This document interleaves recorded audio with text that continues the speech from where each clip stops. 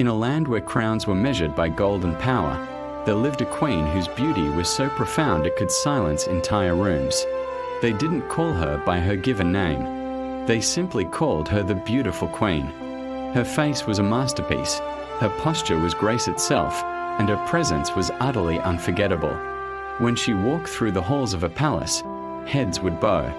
When she spoke, even the loudest voices softened to a whisper. But what the kingdom so deeply admired was only the surface. It was a beautiful mask hiding a much deeper story.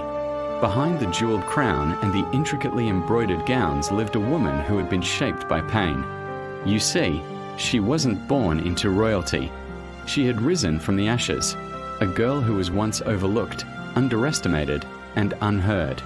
Her stunning beauty had been the key that opened the doors to power, but it was her hard-won wisdom that had kept her inside those rooms, seated on the throne. Yet, over time, her greatest asset began to feel like her greatest burden. Men praised her face but never asked for her opinion. Advisors feared her influence, worried that her charm held more sway than their counsel.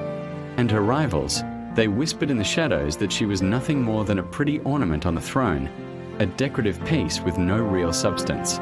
No one ever thought to ask about her scars, the invisible ones she carried from her past. No one wondered how heavy the crown truly felt when she was alone at night.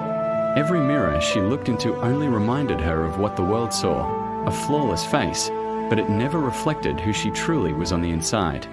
One evening, as the entire palace slept, the queen quietly removed her crown. She sat alone by the window, moonlight streaming in. She wasn't a ruler in that moment. She wasn't an icon of beauty. She was just a woman, contemplating her life and her legacy. And in that profound silence, she made a choice. A pivotal choice. She would no longer rule with beauty alone. Her reign was about to change. The very next day, the kingdom felt a subtle but powerful shift. The queen began to listen before she commanded. She prioritized feeding the hungry before she decorated the grand halls for another banquet. She established schools to educate young girls before she considered expanding the kingdom's borders.